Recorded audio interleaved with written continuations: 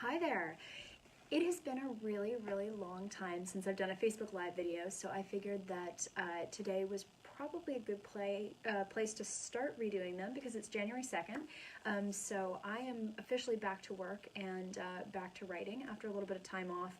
And I was thinking about what it is that I can do because I actually have a book coming out next week, which is pretty exciting. It's a good way to start off the new year. And I thought that the best thing to do would be to kind of have a little bit of a reintroduction of what I've been working on for the last year or so to you, and also I was sitting there thinking about it. I don't think I've actually done a video, and since I had moved into this new flat, so new background, new stuff going on, and yeah, so it all feels very fresh and very new. So here we go. Next week, on the 8th of January, I have the biggest release of my career coming up. It is for a book called The Light Over London. I've been talking about it a lot here on the Facebook page and have been doing a lot with it in terms of kind of ramp up and you know, telling little stories about the time period that I'm writing in now, which is World War II, which for those of you who've been with me for a while will know that's a pretty big departure from what I've done before. I wrote mostly about Victorian London and also Victorian Edinburgh, which was a lot of fun. So this is back in London again, but we have moved the timeline way up, and it's a pretty incredible book. I was really fortunate to get the chance to write it, and also just loved the whole experience. So I'm going to give you a bit of a preview. These are the final finished copies of The Light Over London. So this is the hardcover. This is the US edition, which comes out next week, January 8th, Tuesday, January 8th, and it will be available in bookstores. It will be available online, all over the place. And then for Canadian readers, this is pretty cool.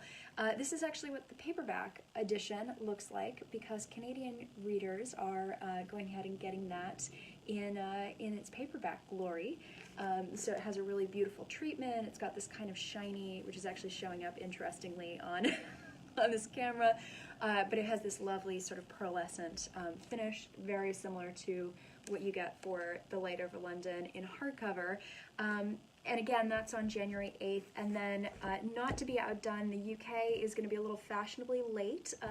UK release will be February 7th, and that is going to be hardcovers that you'll be able to find online at Amazon UK, at Waterstones, at WH Smith, and then we'll have a big, exciting paperback release in the fall for The Light Over London in the UK, and then you'll be able to find it in your local bookstores, Waterstones, all of that.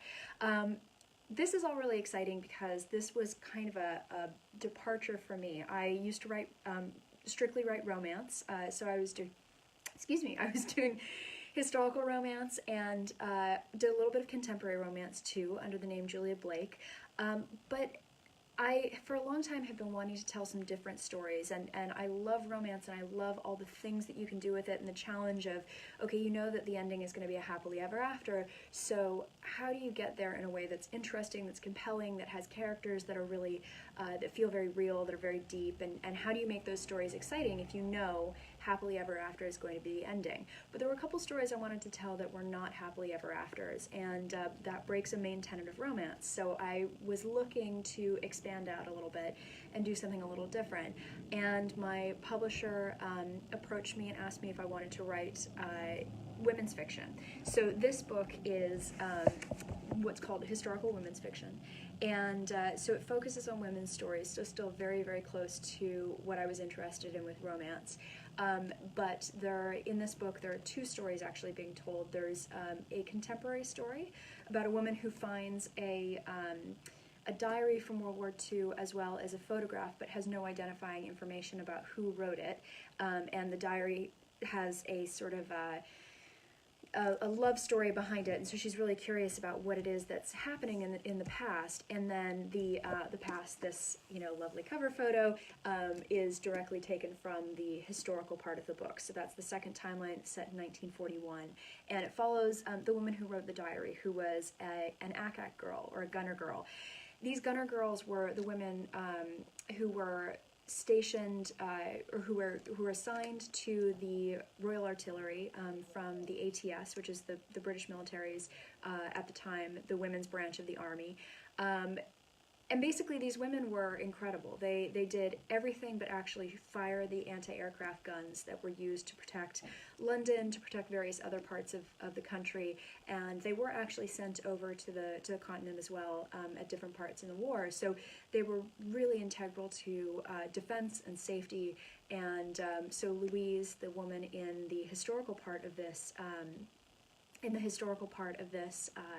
of this book, she gets caught up in that world and gets caught up in her unit, but there's also a romance there, and so it's telling her story and the unfolding of that romance as she goes from living in her hometown of Cornwall, in a tiny little village, and then she ends up in London, defending the London skies in South London, which is where I live, which is where this video is being recorded right now. So it's a story that was a lot of fun to research, a lot of fun to write, and as I was writing it, it was kind of an interesting experience, and I talk a little bit about this in my author's note, but I moved to London about 6 months before I started writing this book, and maybe a little bit less than that even, and in London, even more so than in the US, I found that you have reminders of World War II and the sacrifices people gave, not only through monuments and memorials to people. There was a memorial to one of the women's branches of the military at the church that was not very far from my parents' house, which is where I moved when I first arrived and was casting about for a place to live. But the thing that you also realize is that walking around the city, the architecture of the city tells the story of World War II too. You will be walking through a historic neighborhood and suddenly there will be this really out of place sort of 60s concrete building.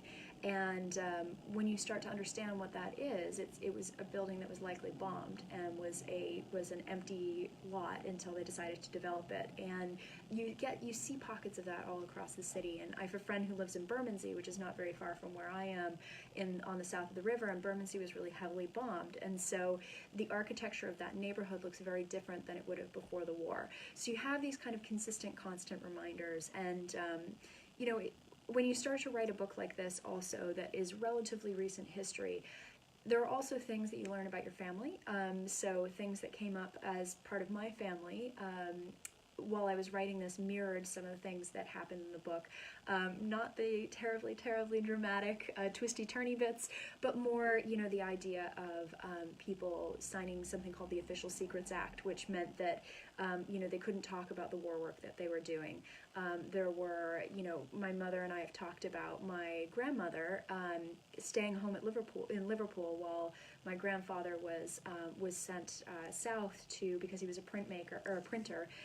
He was sent south to do some war work that he never spoke about. So we think that he may have signed the Official Secrets Act. In fact, we're pretty positive about it. And so it ended up having this very personal connection, which was really exciting because when I'm having been from the U.S. And grown up in the U.S. despite having this family here, it's wonderful to make those connections too. So this book has really been very special to me, very special to write, and I'm really, really thrilled that I'm going to get to introduce you guys to it really soon. The funny thing about books coming out in print is it feels like it takes ages and ages from when you write the first draft to actually get the book out there and to have it in readers' hands. So I'm really thrilled about this. There's been a lot of really positive reception from early readers, some really wonderful reviews, and so my hope is that you'll come and join me and enjoy the light over London and learn a little bit about the Gunner Girls and go off on a bit of an exciting historical romantic adventure. So I think it's going to be a pretty exciting January, and I hope you'll join me. And if you're in the UK, again, you have to wait a little bit longer to get a hardcover, but February 7th will be the release date. So enjoy the light over London very soon. You can get a pre-order in, and I will pop that link in the comments. I almost said the show notes because I have a podcast with my sister. We talk about show notes all the time. But let me know what you think if you've read it. I'm really excited about this book, and I hope I will get a chance to talk to you guys a lot more about it in the coming weeks.